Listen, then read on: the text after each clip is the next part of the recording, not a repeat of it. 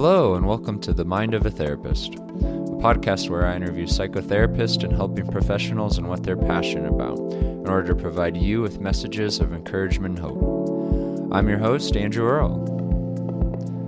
The Mind of a Therapist is sponsored by Psychological Counseling Services, healing hearts and transforming lives. Look into our intensive at pcsearle.com.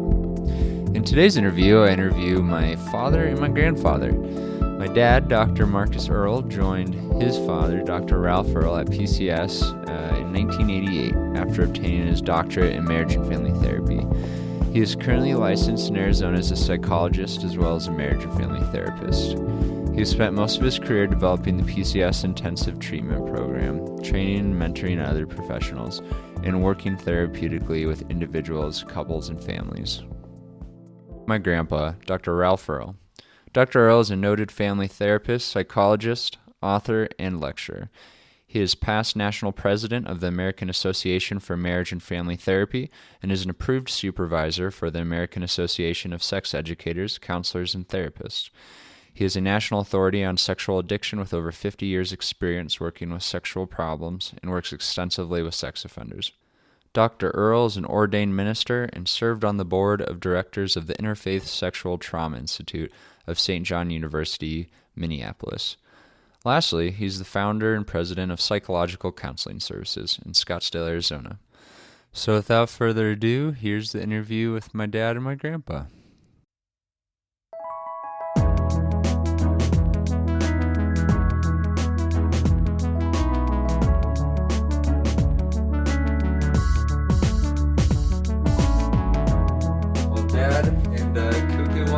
Podcast. Give a little background on Cuckoo. Cuckoo's my grandpa. He got that name when I was 3 or 4 years old. Is that right? That would be true. My cousin Brianna, I think the story goes, we were going around the living room and Cuckoo was pretending to be the locomotive on a choo-choo train, and she thought he was saying cuckoo, and the name is stuck. Yeah, I'm glad. It's diagnostically correct as well. And anybody who's listening who knows me can say, "Oh yeah," it's really meaningful to me, Andrew. And there was a point where Brianna, whom you mentioned, said, "Oh," she calls me on the phone and says, "You're not Cuckoo, you're Ralph." And no, I'm Cuckoo. So here we are. So Cuckoo is my favorite name I'm called by far. Absolutely. It's good to clarify it because it's come up a few times at the office since it's on your license plate. And on your parking spot, some people have taken it a little bit more different than. Yeah, actually, that is a nickname for you. So your grandma, we call Mama. So my 65th birthday, she decided she'd get a personalized license plate. I didn't know this, and she tried to get Cuckoo and found out there's another Cuckoo in Arizona somewhere. We keep looking for this place. So what Marcus, what you're talking about is that I said, okay. So she got, it says 4, number 4, Cuckoo. And I said, well, gee, I don't know what the licensing board, because we're both licensed psychology and marriage and family, may hear from them. And that hasn't happened. What did happen is 2 or 3 times somebody saw the license plate that says for Cuckoo, and they mentioned it to one of the other therapists at PCS, and they said, well, go ask Ralph about it, because they heard it, maybe I'm there for cuckoos.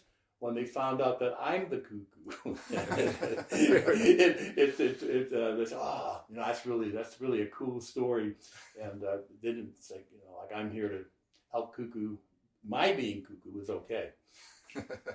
That's good. Well, today we're going to talk a bit about systems thinking, and maybe to start, I'd be curious to hear how both of you ended up in marriage and family therapy, viewing the individual problems as a part of a system rather than just located in the individual. How did you two end up, in a nutshell, being drawn to systems thinking versus pursuing a psychologist degree or master's of arts in counseling? Well, I'll kick it off because I'm the oldest person.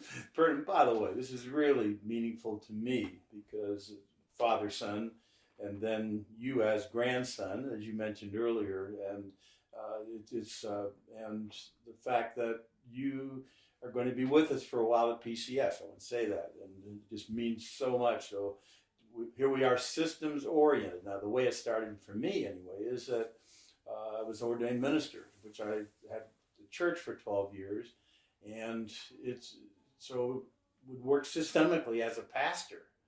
And when I was getting my Ph.D., I actually did it in order to be a better minister of a church. And then I found out I could be what I call like a pastoral part, whether rabbi or any other faith group, full time. And I said, oh, I'd like that, because that's the part that meant the most. And it was at a time when literally marriage therapy and family therapy were very, very new. Like new kid in the block, I call them back then. And it just, for me as a pastor who dealt with families in a pastorate, so to be very succinct about it, it just was an ideal modality to keep treating systemically, and then with Marcus to married and family. But anyway, I'm excited that our deal at PCS is very systemic, meaning individual therapy, couple therapy, family therapy. Means a lot. Yeah, for me, I think it was less about choice and where I got directed. So I had come out of psychology major in undergraduate at the University of Redlands, and then I applied to clinical psych programs, and I did not get in. So combination of grades and standardized testing. I never knew that till now. Yeah, well, I hid that from you. Family secret. You know, John Bradshaw said only a secret considered a secret. Okay, this is great. Never knew that. Well, thanks for your humility now. This is great. Wow. And so, not getting those programs, I did get in because marriage family therapy was still relatively new even when I started, back in 1983. And so there were just about 6 or 7 programs that were really some of the better programs. And so I got into a number of them and chose Kansas State, which was a great choice at that time. And upon reflecting back, it was the perfect, thing for me, because I think if I'd have gone with what I thought I needed and wanted, I would not have ended up in what is the best fit for me. And so having this background in the master's there and then going on to a doctorate at Virginia Tech, it helped expand the way I think about relationships, think about life. Because I think I would know that I was very narrow in my focus, and I would not have had that open-mindedness that the systems mindset brings to see things broader than just what's going on with the individual. And I remember when I was doing the program at Virginia Tech, I think it was, and you were president of AMFT, Dad, that I did a genogram, and came and shared that with you, and we met in DC. I remember it well till 2 or 3 in the morning, and I got to know the parts that worked out really well, and the parts that did not work out so well as a dad in our family. And by the way, I literally I've had a couple of surprises today. I was in a therapy session, got some surprises as a therapist, and then right now had no idea, because I was really so happy you were going into marriage and family, right? Because that's still my first love. I think is systems therapy, and wow, this is really great. Didn't know the other part of it. So I'm going to use a phrase as God works in mysterious ways. That's an incredible story. So thank you, Andrew, for having this podcast. Now I get to know more about how we got to where we are. Absolutely. Yeah, and so it helped me, to pay more attention to kind of how I wanted to think about life rather than just to be narrowly focused. And then I think doing the genogram was beginning a different dialogue between us. Even before we did some work more formally in our quote trainings with Marilyn Murray, which is a longer conversation that we may come back to at a later date. I think that started opening up a conversation with us, because I had not shared with you up until that point kind of my perspective. And I'm not sure really even I paid much attention to my perspective previous to getting into my program, because I hadn't done any therapy previous to that, and so really didn't do any therapy during the program. It was the education, the course discussions, and then getting to start to share the genogram was was the beginning of living it in my life and not just learning about it, which is Yeah. super helpful. That genogram was a powerful night for me and you. And I've been thinking about it now, thanks to the podcast. It was an initial time. I remember it was a board meeting dinner that night for AAMFT in Georgetown, and we came back to the hotel. And you asked about, said you were doing a genogram, and I do remember several hours that got very real in terms of, in a different way, in terms of what it was like to grow up in our family for you.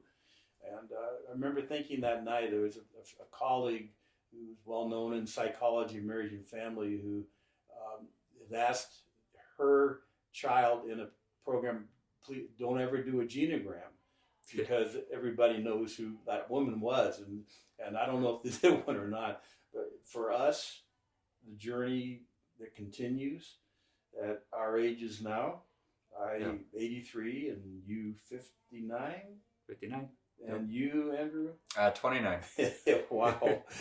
So again, systemically, and just the pastoral part of me, my parents were both, I'm an only child of two ministers. And this whole thing of, for me, ministry to families. And it's a big concern I had when we started PCS was that I wouldn't be able to really deal with families. So I was excited about family therapy. And then the continuity, because we now with PCS being about 48 years or wherever we are now, that at times, as I mentioned to you, Andrew, seeing people that haven't seen, that you and I, Marcus, get to see people from different generations in the same family. Yeah. And it just is the whole thing in therapy that, in terms of deep meaning for us, to be able to have that kind of continuity at times with people. And the biggest deal is, what for me, is how it's helped us to get more honest with each other in order not to be hypocritical in terms of, and you, and with you, Andrew, when I read some of the stuff that you've come up with and write, that we just, this opportunity to get to know ourselves by getting to know our family better. And got a long way to go. They're not going to arrive at perfection, but wow. Because the other mixed dynamic, and then I'd like to certainly hear what your story would be, Andrew, was also having role modeled how much you enjoyed your work. You know, so that's an upside and downside, because then there was too much work. But that was a draw inside of me as well, to see something that you enjoyed doing as much as you enjoyed doing. It was a good fit. So it, for me, in the way I'm wired up, so that helped in the decision-making process for sure. Well, it's definitely an upside and downside, because I remember, and that started before I became therapist full-time, when I was a pastor, and I thought I was doing God's will when the downside in terms of being there for others at times when I needed to be there in my own family is something that I can't change, go back and do it differently. So it's not a shame attack. It is still like, wow, what helped to build PCS in the beginning at times was at the expense of you and Michelle, our daughter, and Glenda, my wife. And I did not get it back then. I was a minister of a church back then, and probably would suggest something different. I think I would have, to somebody else, than what I was doing in my own life. So I'm grateful. Okay, systemically, we've done family therapy. As a family, meaning your mom and me and you and Michelle. And it's the product that we have systemically to be able to use it and find it helpful. Is so, by the way, I like the word passion. I get passionate about things. You're right. And I love your passion. Well, thank you. Sadly, I repeat it a lot in terms of the work mindset, and I think it's so interesting to be here with Andrew, in the midst of this passing down of a mindset around work. And so I'm definitely curious to hear how you would say you're landed in this field. So.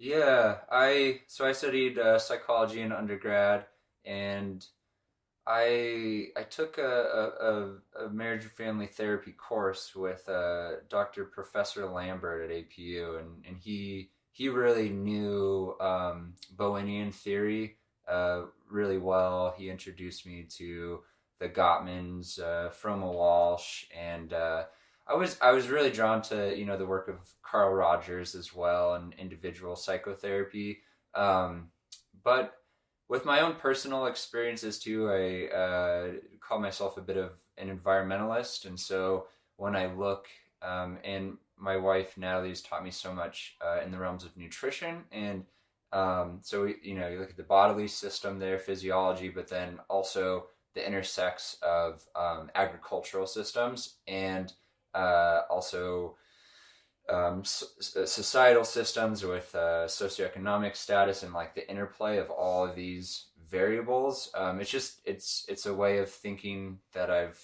always engaged in, and so and actually at first when I went to college, I was thinking of studying music because I was like, I'm not going to go into the family business. I'm going to pave my own path, and here I am now. But yeah, short break after I studied psychology in undergrad, working in wilderness therapy. I worked in the trades for a little bit. And yeah, just in the back of my mind, actually, I listened to Chris Hoff on the Radical Therapist podcast. He did an interview with Harleen Anderson, and I was listening to that as I was sweeping a porch. I was working under some carpenters, and I was mostly cleaning. I was listening to that podcast, and I was just struck by how honoring she was of people, and I was just drawn to how honoring she was of working with people, and I think that's that spirit of marriage and family therapy, is rather than locating problems, pathology in the individual, we're looking at the whole system. We're not placing blame on anyone, because that doesn't go anywhere, right? Defensiveness usually comes up.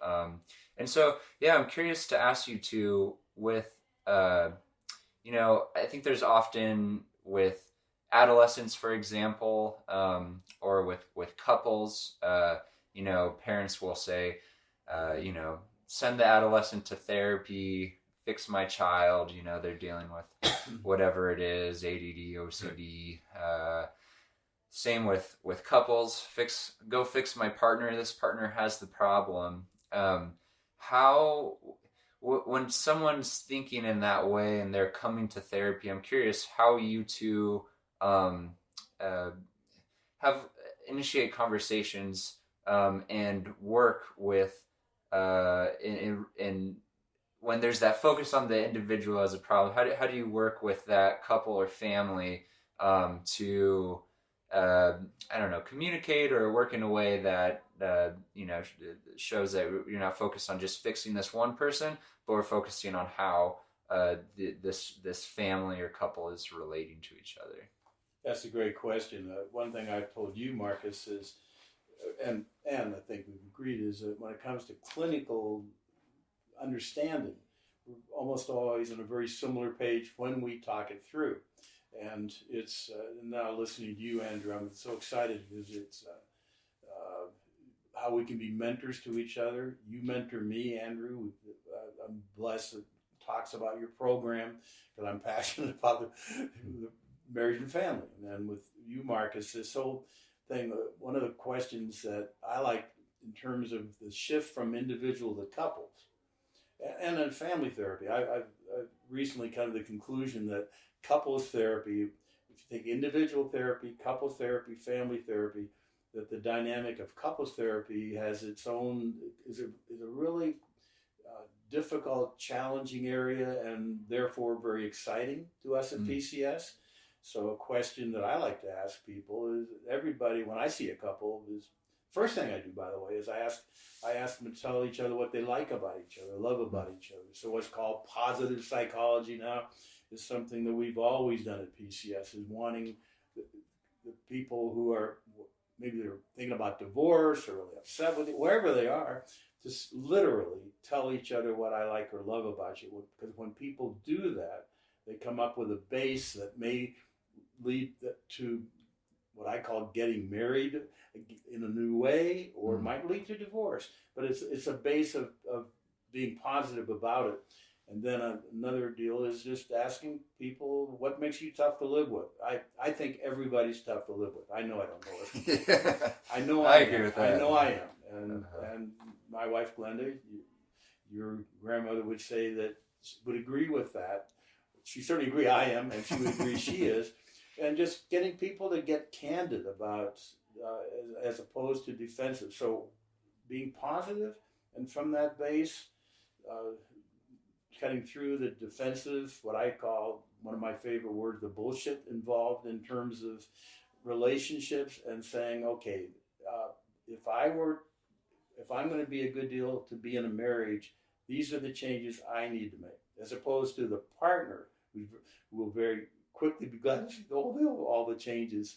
That kind of dynamic that and Marcus is your dad's clinical director at PCS, to work with we have about 25 therapists to help all of us to, yes, help individuals to improve, and then when it comes to couples therapy, to be willing to say very clearly what in marriage and family therapy has been called the change first principle. If I change me and be a good deal to be married to, then what happens in a relationship? Those kinds of dynamics. Absolutely. And yeah, you were talking about the bullshit then, and I think it would be worth mentioning your bullshit button that you have. I thought that was coming. For years, as your dad knows, I've had a can in my office, and it comes out frequently. It's called bullshit repellent. Oh, that's so what it is. okay. Yeah. Now I have a. Oh, you have a button too. Yeah, Okay, yeah. yeah. Collecting things. And it's a little button you push, and it says bullshit on it. And if you hit it, it says, that's bullshit, or whatever, and it frequently comes out. And Andrew, a funny thing that's also meaningful is that in working with couples, whom I've introduced that to, every once in a while, and it seems to me it's more frequently the if it's a heterosexual couple, it's the woman who goes over and gets the bullshit thing off of my desk, and she hits it, like, that's bullshit. And it's a time that, and by the way, that's another part of our PCS page, is to have humor as well, to go from humor to pathos, from laughing to tears, the range of emotions. So first, kind of laugh about it, and if it's a wife, the wife very serious. That really is bullshit. Getting to it. So that's my new favorite thing in my office. That's good. Well, anything you might add to that, Dad? I agree with what you're saying, Dad, up to this point in time. Well, I shouldn't say up to this point in time. I agree with you. Excuse me. I think the thing that's worked best for me is really taking the time to listen. So as the story continues to unfold, to hear each of their perspectives, and so often it's the blame story that comes out first. It's rare, and it's certainly refreshing when somebody comes, well, I know this is what makes me hard to live with. I know this is difficulty. That may happen sometimes with addiction, but underneath, an addict is usually a blame, blame of the other person. If you were different in some ways, then I might not choose to do this. So we all continue to have our story that we write inside of ourselves that just kind of leads how we think about and behave towards the other person. So by listening to individuals and helping that story to unfold, I found that that's super helpful. And humor is another piece that is helpful to me, because, having done this for a while and just seeing the way, even for me, the way I do my life, it is somewhat entertaining about how we continue to do more of the same and think it's going to be different. On top of that, just to look at the insanity of some of the things that I do, and then the insanity in terms of what I see other people doing, and believe that you're actually going to have a good relationship or a great relationship doing what you're doing. It doesn't even make sense when you step back and look at it. So I try to, in a way, both hold, what is serious and sacred for people, and also help, them to pay attention to, this is just kind of life, guys, and you're capable of doing something different and better, for yourselves in the way you treat one another. And always there's a compliment to what one person's doing from the other person. And so it's, as the story unfolds, you begin to see the reciprocity in the process.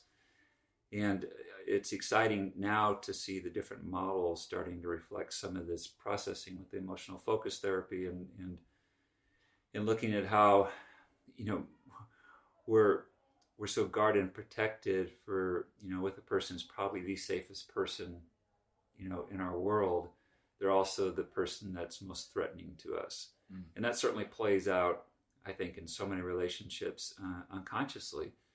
And when you can help to see people that, you married this person because they're a really good fit for you. Not just because they're different, but because they've actually lived through probably fairly similar things to you, and so they would be capable of great empathy, to what your struggle is at any given moment. So how do we get there to where you guys can show up empathetically with one another rather than stay defended and protected and then be more attacking or dismissive of one another? So. See, I love that emphasis. That's what's dawning. One of the things exciting for me. I've been, as a pastor for 12 years, and then now since 1970 as a therapist full time, and is what you just were talking about, Marcus, the realization that because I do love this person so much, mm-hmm. and because I am most vulnerable, this is.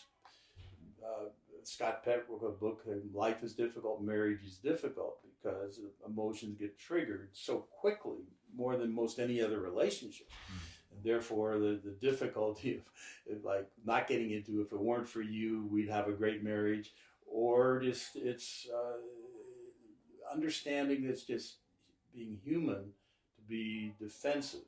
And because of the love and the vulnerability, that's really scary. Mm.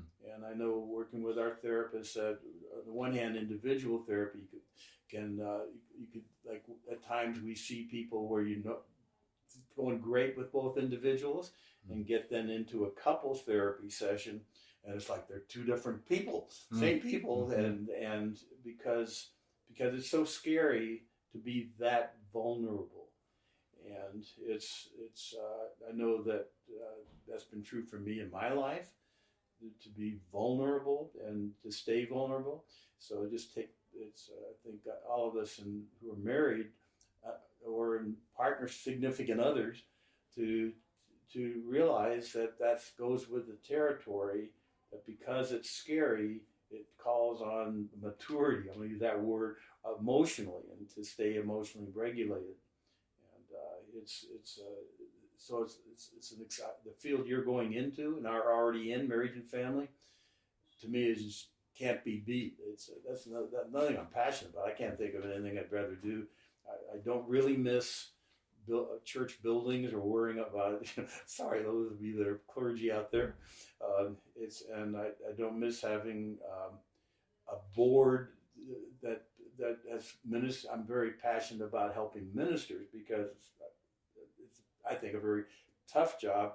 So in our setup, to be able to encourage people to be what we call rigorously honest, and to find out, at least our experience at PCS and elsewhere, is that the more rigorously honest people are, that usually leads to a better relationship. Mm. And when people, today I was in a Zoom session where there's been a whole lot of dishonesty, because if I really told that person, and so just the hiding, and when our experience on a regular basis, I think, Marcus, is that the more honest somebody gets, the more likely that couple is to connect at a deep level and to be grateful for the honesty. Mm-hmm. And that's exciting, and yet it's so damn scary to so many people. Yeah. But I'm curious, how do you two approach a session where a couple comes in and it's very high conflict. They're very heated. There's a lot of finger pointing, blame. What do you two have? Any skills, techniques, any go-tos for when that snowball starts to happen in session? This is something we've been talking about lately within our system as well, treatment system at PCS, is if you get rattled as a therapist and you get wrapped up, then it's not going to go well. It's really the ability to know that the tension and conflict and sometimes volatility is normal for couples, at whatever level it is, and some is certainly more unnerving than in others. It's how can you be a presence in the in therapy session that's calming and confident, that you can go where you're going to go, and I'm going to help you to see how to do it different, or at least understand what you're doing and the impact on the other person, and that there is a path through this. There is a way to be different down the road, as you understand, as you practice doing things differently. I do think that's the most significant thing that we bring to the table, is that, well, yeah, we've been around this block before, with other couples, perhaps even in our own relationship. And I think that's another thing that I think that you and I do well, Dad, is we'll bring in our own story as it makes sense to bring in our own story. Sometimes I'm sure we overdo it. I think for the most part, though, that people understanding that you're not sitting across from somebody that's just intellectually trying to figure out and apply skills, to change things. You're sitting across from another human being who's in a relationship, has struggled through a lot of things as well, and knows that there's reason to be optimistic. And so I think the other two pieces is that, and as Bill Doherty just started, I think it's positive marriage, or and so he started a movement within marriage family therapy to say, people are coming in, why are we staying neutral about their marriage? They got married. Shouldn't we be positive, and shouldn't we be pushing for them to look at how to make their marriage successful? Isn't that really incumbent upon us as marriage family therapists to say, let's be pro-marriage, let's be pro-relationship if people aren't married, just to continue to support you in working through what you need to work through. Because really, if you don't do it here, you'll do it later.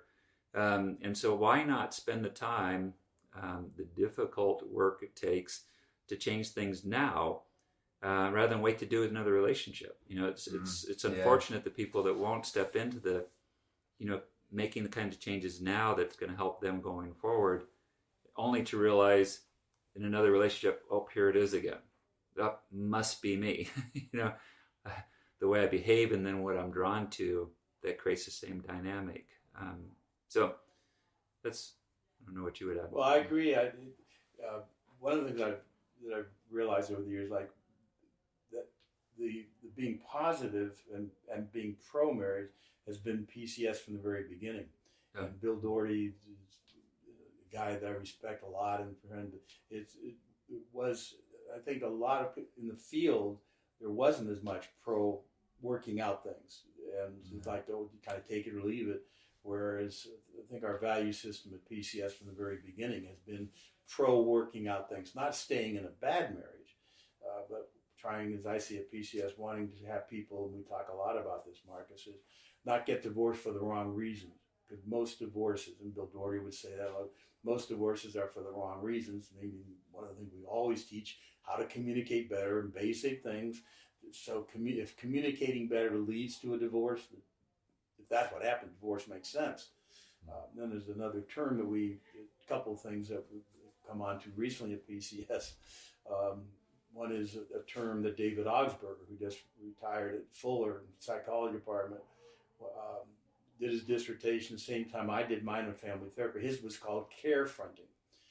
We literally work real hard at, and don't succeed sometimes, sure. At doing the caring and confronting. And the caring hooks into what before I ever started doing training, the joining being the number one thing, and in research in terms of the joining of patient with therapist, in terms of knowing caring is going on, and then the confronting part. I know in my own life, I needed both. I actually I saw a therapist who nailed me years ago, and it didn't seem like he cared at all about me. I never went back. And then I saw some therapists who seemed like they really liked me, and I liked them, and they didn't confront anything. And I have friends. We're all blessed with friends, and it's so the care fronting is a PCS deal for all of our therapists in the both care and confront. And candidly, Andrew, I think that most training programs don't deal with the confronting part enough. That's been a bias of ours for a long time. When it's combined with that, because all of us, anybody listening who doesn't think they have anything they ever need to be confronted about, needs to go see a therapist.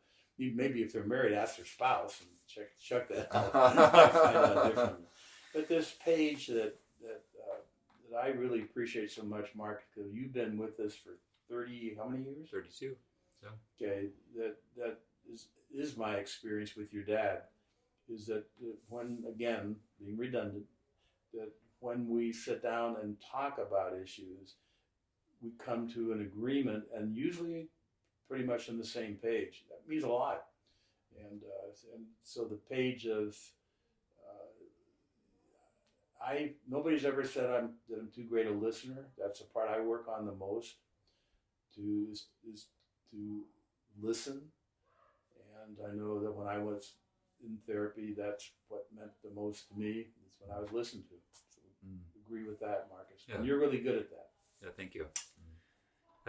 There's one other thing I want to add is because, your background's clergy, and Andrew, you graduated from Azusa, and this isn't a Christian belief. It is a Christian belief, but it isn't the reason that we do it. For myself, and I believe the same is true for you, Dad. It's just, to me, it's common sense. It's respecting what you entered into, and there's growth in the struggle, and so it's helping people to understand.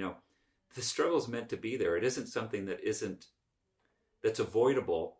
It's something all of us can't avoid, and so in facing the struggle, acknowledging the struggle and the difficulty that it brings up inside of me, that's how I grow.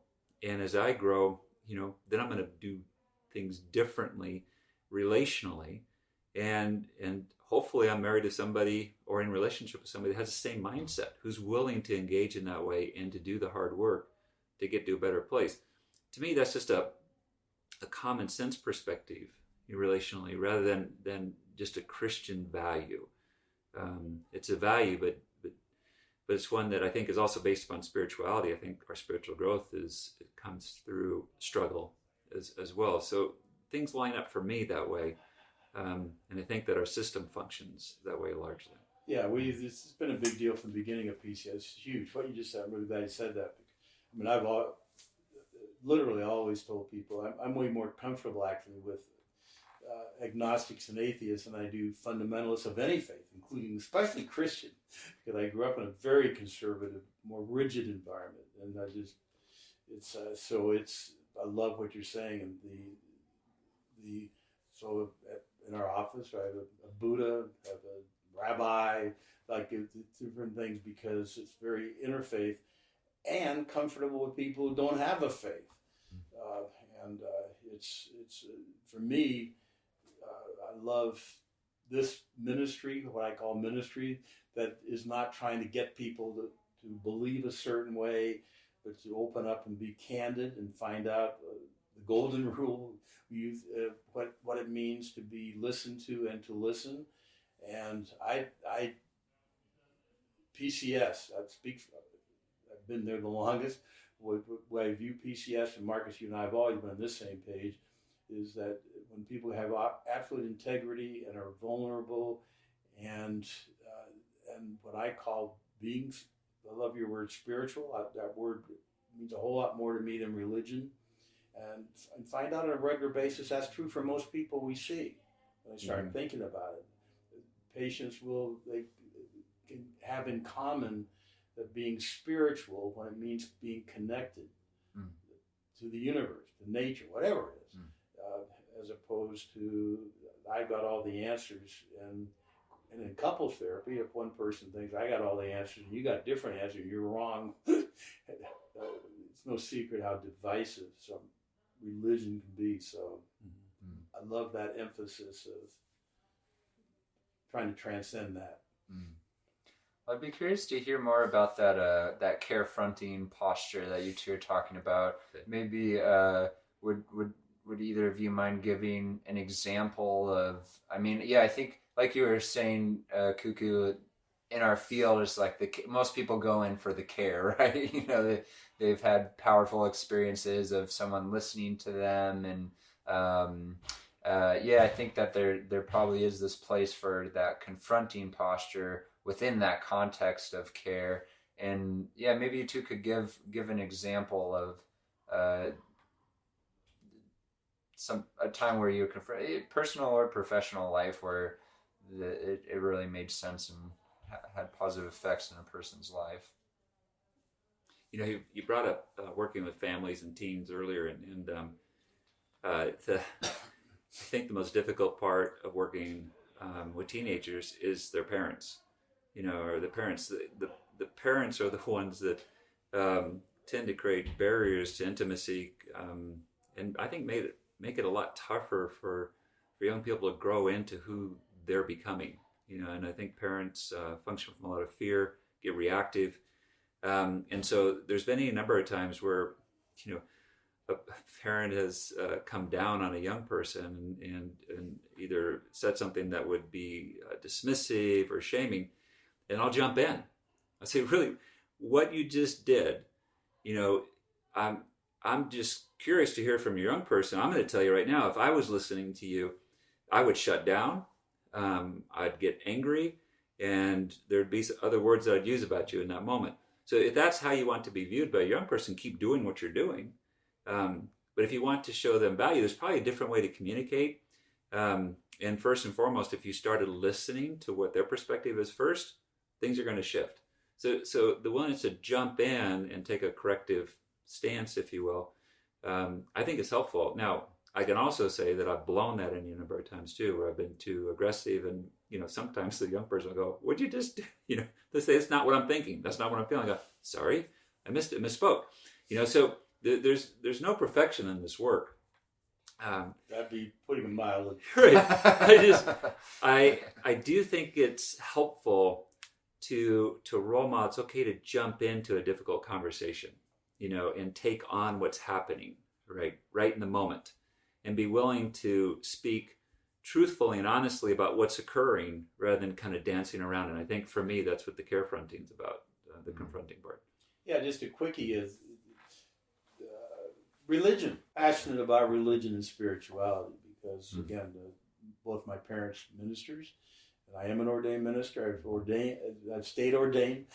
So I'm very passionate when there's what I call religious abuse. And so when it comes to care fronting, I'm going to use that term, the religious abuse in coupleships and families sometimes. Where, say, if it's a couple, where if the guy is very dogmatic about his faith and is trying to preach at and convert his wife to see it the same way, well, that control in the name of God can be incredibly harmful. And let's say the wife has whatever her faith is, sincere about what she believes, and I care for a person who's going to use God to abuse a spouse, and we see that a lot. And again, try to join with a person and have a relationship that maybe it creates. By the way, I was paid to memorize Bible verses that creates ears to hear.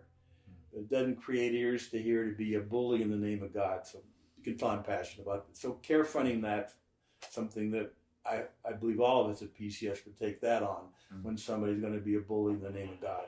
Yeah, absolutely. And in closing here, we'll finish up. Anything else that you two really have been itching to mention on this conversation of systems thinking and care fronting, working with couples, families? I want to kick it off and say I'm right now passionate about the fact you're joining us, Andrew, for a while, sometime down the road when you finish your degree and get licensed. because it's real meaningful to me to be sitting here, you doing a podcast. I'm technically incompetent when it comes to these kind of things. I'm pampered at PCS in terms of people helping us, like a Zoom session that I go through. It's to instead of the sins of one generation, the parts that in our imperfections, that to be able to do the positive stuff with you, Marcus, for 32 years. No way in hell would it have meant as much to me to have working with somebody in the leadership we give to PCS, and other than you as my son, it could not have been as meaningful, even close. And now with Marcus having you as a son and me as Grandpa Cuckoo, it's just at the moment. I'm getting an adrenaline rush. I'm an adrenaline rush addict. I'm getting an adrenaline rush out of being able to do this podcast and to look at what we'll be able to do in the future. Absolutely. And what would you two say are some core leading values that have kind of fueled your leadership at PCS?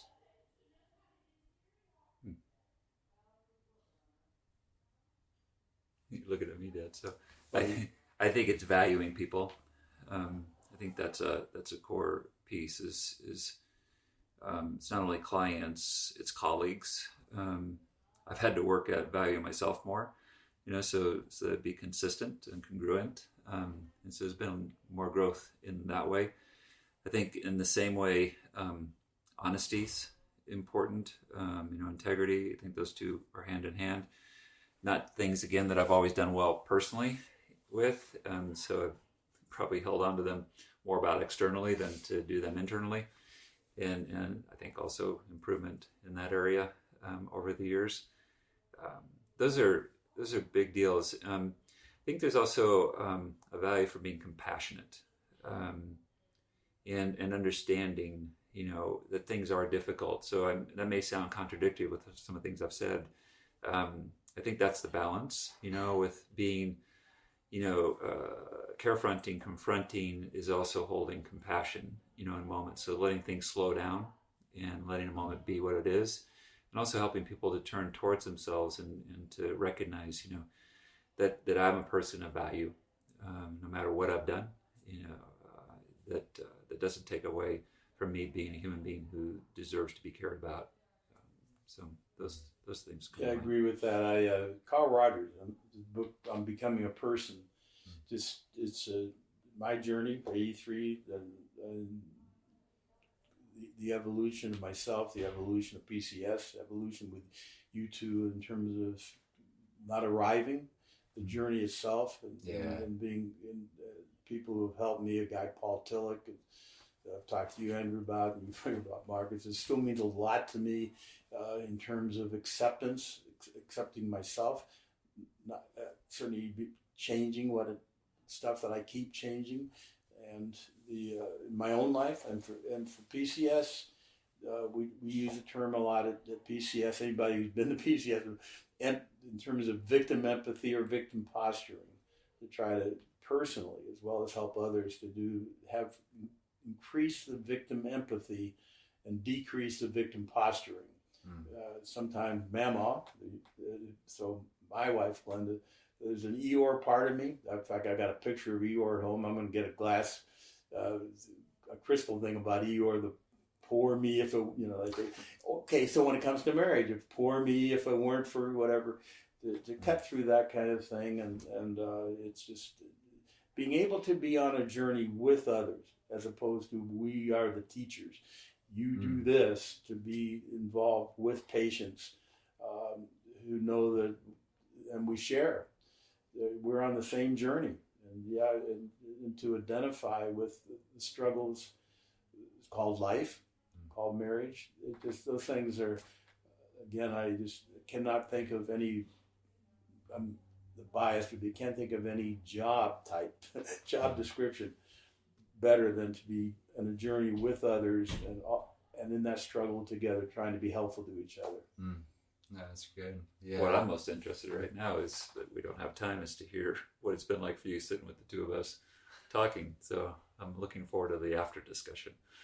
Nice. See, well It's spoken. been nice. Grandpa, I agree.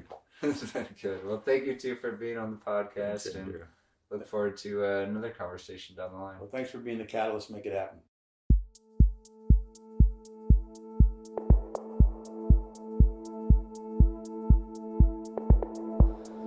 Please press the subscribe button, as well as rating and reviewing our podcast. This helps others connect with what you've been hearing.